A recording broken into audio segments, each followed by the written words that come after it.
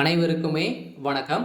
சற்று முன் கிடைத்திருக்கக்கூடிய ஒரு மிக மிக முக்கியமான செய்தி ஒன்று வெளியாகியுள்ளது. சற்று முன் பாஜக தலைவர் அண்ணாமலை திகார் சிறையில் அடைப்பு, இது மாதிரி செய்திகள் வெளியே இருக்கு. இப்போ பார்த்தீங்கன்னா அதிரடியாக அண்ணாமலை அவர்கள் அதிரடியாக கைது செய்யப்பட்ட சம்பவம் தமிழகத்தில் பெரும் பரபரப்பையும் பெரும் அதிர்ச்சியை ஏற்படுத்தியிருக்கு இல்லையா.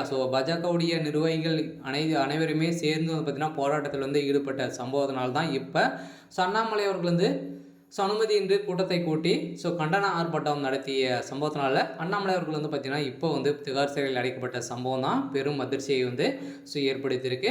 இருந்தாலும் இது அனைத்துமே திமுக செய்த சதிதான் அப்படின்ற மாதிரி இப்போ அண்ணாமலை அவர்கள் குற்றச்சாட்டி ஒரு நிலையில் இருந்தாலும் ஏற்கனவே பாஜக தலைவர் அண்ணாமலை அவர்கள் கண்டனங்கள் தெரிவித்துட்டு ஒரு நிலையில் ஏற்கனவே திமுகவை சாட்டி பேசி வரும் அண்ணாமலை அவர்கள் தான் இப்போ செய்த சம்பவத்தினால இப்போ திகார் சிறையில் அடைக்கப்பட்ட சம்பவம் பெரும் அதிர்ச்சியை ஏற்படுத்தியிருக்கு. இதை பற்றி இந்த வீடியோவில் முழுமையாக பார்க்கலாம். அதுக்கு முன்னாடி நம்ம சேனலுக்கு இப்போ தான் நீங்கள் முதல் முறையாக வந்திருக்கீங்க அப்படின்னா மறக்காமல் நம்மளுடைய சேனலை சப்ஸ்கிரைப் பண்ணிக்கோங்க. வாங்க வீடியோக்குள்ளே போகலாம். கோவை மாவட்டம் காந்திபுரம் பகுதியில் அனுமதியின்றி கூட்டத்தை கூட்டிய கண்டன ஆர்ப்பாட்டம் நடத்தியதாக பாஜக தலைவர் அண்ணாமலை நேற்று கைது செய்யப்பட்டிருந்த நிலையில் அவரது மீது வழக்கு பதிவு செய்யப்பட்டிருக்கும் நிலையில் கோவை மாவட்டத்தில் 1998 ஆம் ஆண்டு குண்டு வெடிப்பு சம்பவம் நடைபெற்றது. இந்த குண்டு வெடிப்பு சம்பவத்தில் முக்கிய குற்றவாளியான பாஷா கடந்த சில நாட்களுக்கு முன்பு உயிரிழந்தார். இதையடுத்து பாஷாவின் உடலை ஊர்வலமாக எடுத்து செல்ல அனுமதி வழங்கப்பட்டது.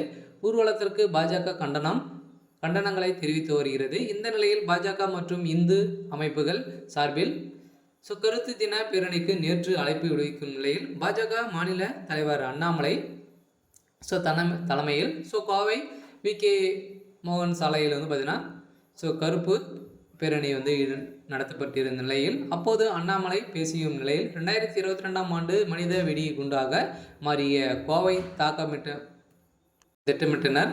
இதில் பொதுமக்கள் நடமாடும் அதிக அளவில் இருக்கும் பிரபல துணிக்கடைகள் நிறைய கடைகள் இருந்து வரும் நிலையில் அதன் அடிப்படையில் திமுக இதற்கு உறுதுணையாக போயிருக்கு எனக்கிட்ட அது மாதிரி ஆதாரங்கள் இருக்குது அப்படின்ற மாதிரி பார்த்தீங்கன்னா இதில் பேசிய அண்ணாமலை அவர்கள் தான் பார்த்தீங்கன்னா இப்போ அதிரடியாக பாஜக தலைவர் அண்ணாமலை அவர்கள் கைது செய்யப்பட்டிருக்காரு.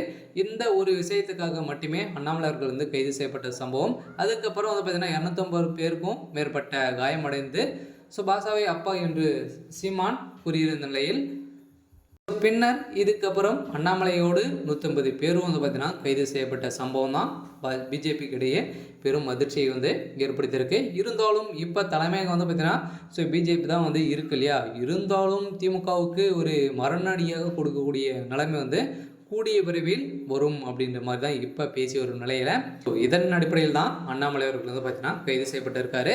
சரி, இன்றைக்கான அப்டேட் பார்த்தீங்கன்னா இதுதான். மறக்காமல் நம்மளுடைய சேனலை சப்ஸ்கிரைப் பண்ணிக்கோங்க. தேங்க்யூ.